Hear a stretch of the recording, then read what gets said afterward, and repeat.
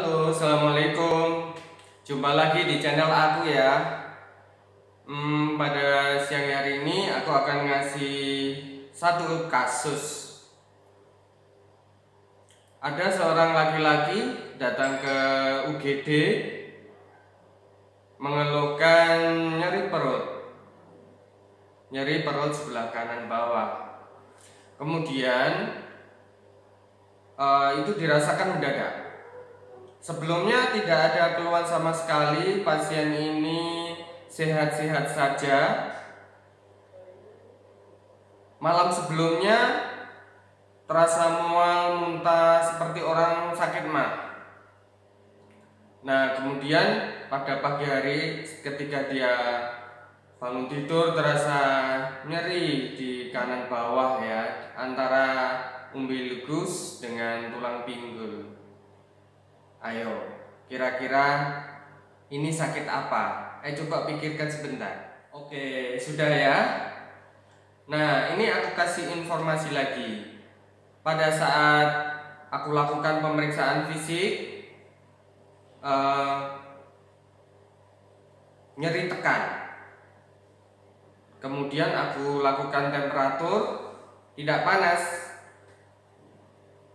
Nah, kemudian aku lakukan pemeriksaan laboratorium ya. Hasilnya semuanya normal. Kemudian kecuali darah putihnya itu terjadi peningkatan sekitar 15.000 leukositosis ya. Ayo coba, kira-kira ini kasus apa? Menarik bukan? Iya, benar sekali jawabanmu. Itu adalah usus buntu atau disebut appendicitis. Appendicitis akut ketika mengalami serangan mendadak. Ini merupakan masalah yang hari-hari kita hadapi. Menarik ya, masalah ini. Karena hari-hari dihadapi di UGD, ya khususnya saya sebagai seorang dokter bedah, sering sekali menerima kasus semacam ini. Nah, usus buntu memang bisa terjadi pada semua umur ya, mulai dari bayi sampai dengan orang dewasa, orang tua ya. Rata-rata pada usia sekitar 10 sampai dengan 30-an tahun, laki-laki lebih banyak daripada wanita yang terserang usus buntu ini. Nah, pada bayi maka memberikan gejala yang berbeda. Kita tahu kita tidak bisa berkomunikasi dengan bayi. Hal ini bisa mengakibatkan delay pada penanganannya. Demikian juga untuk orang tua. Ini juga terkadang tidak terasa sakitnya tidak seperti kalau pada remaja ya, yang benar-benar sakit nyeri ya. Pada orang tua terkadang gejalanya adalah konstipasi atau sembelit ya, sembelit. Nah, memang gejala usus buntu itu nyerinya mendadak. Padahal sebelumnya tidak sakit apa-apa, pada malam hari masih sehat-sehat saja ya.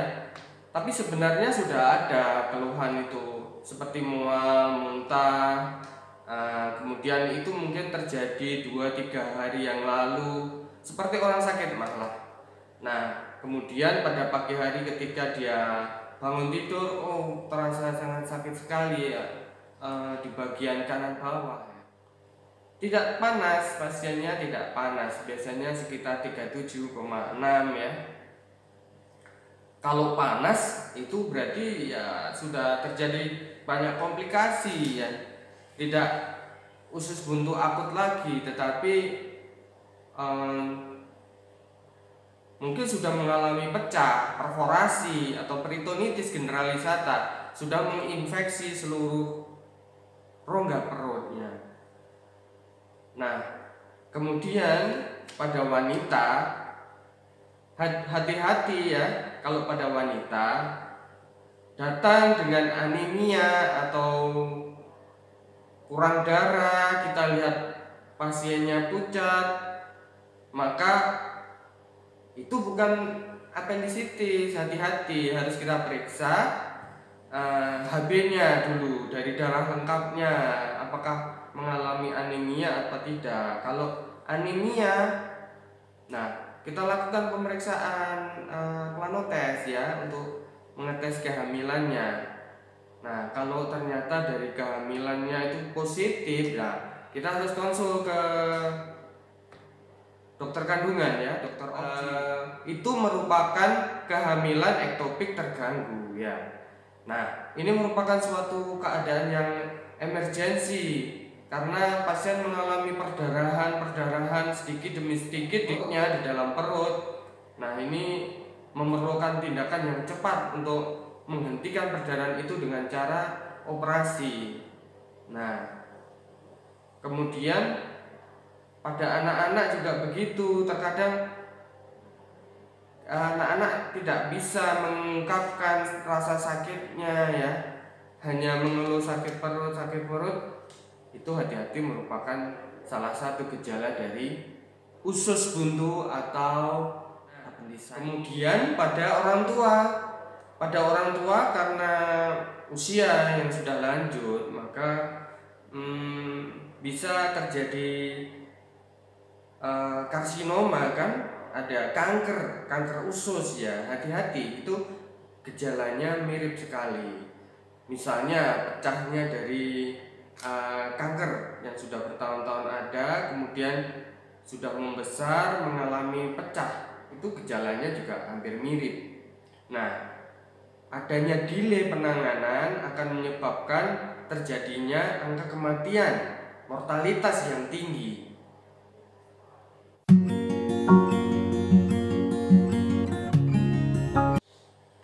Sebenarnya apa sih sebabnya dari usus buntu ini?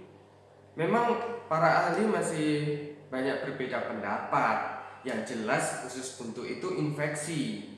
Saat itu terjadi infeksi. Nah, memang tapi ada beberapa teori ya yang menyatakan usus buntu ini terjadi karena adanya partikel feses atau kotoran kita yang mengeras kecil-kecil yang masuk ke dalam lumen dari usus buntu. Nah, hal ini mengakibatkan terbuntunya dari rongga usus buntu. Itu salah satu penyebab. Sumbatan yang kedua adalah parasit. Nah, misalnya sejenis cacing-cacing yang menyumbat dari lumen itu. Kemudian bisa juga karena limfoid hiperplasi. Itu adalah kelenjar getah bening yang berada di sekitar usus buntu yang membesar. Biasanya ini terjadi pada anak-anak ya, anak kecil yang mengalami batuk pilek. Nah, ketika mengalami batuk pilek, maka secara otomatis tubuh anak itu memberikan perlawanan dari kelenjar getah beningnya. Nah, dia akan membesar. Sebenarnya kelenjar getah beningnya ada di semua tempat di tubuh anak ini ya, mulai dari limpa ya, kelenjar-kelenjar di tonsil, tapi termasuk juga kelenjar-kelenjar yang berada di sekitar usus buntu tersebut. Nah, maka akan membuntu. Kalau membuntu maka terjadi suatu keadaan anaerob, tidak adanya oksigen yang masuk ke dalam lumen dari usus buntu atau apendik ini. Nah, adanya keadaan anaerob ini menyebabkan kuman-kuman yang semula itu tidak ganas, yang baik, yang kawan kita, kuman kawan kita, akhirnya menjadi kuman yang ganas, yang berbahaya bagi tubuh kita. Selain itu, sumbatan akan mengakibatkan menggelembungnya usus buntu. Kita tahu lumen dari usus buntu ini selalu mensekresi cairan-cairan ke dalam lumennya. Karena terbuntu, dia tidak bisa lewat ke usus besar, maka dia akan terus menggelembung, terus terdilatasi, terus distensi. Adanya distensi ini akan mengakibatkan nyeri. Kemudian kalau terjadi mikroperforasi pecah kecil-kecil, maka akan mengakibatkan rasa nyeri. Dan kalau kejadiannya terus, vascular supply yang ke bagian apendik akan mengalami gangguan dan akhirnya akan mengalami nekrosis, ususnya pecah, membusuk, dan cairan-cairan usus akan mengotori ke bagian kafum abdomen. Usus buntu tema yang menarik, bukan? Karena itu, pantengin terus channel aku dan jangan lupa like and subscribe agar tidak ketinggalan info-info menarik lainnya. Assalamualaikum.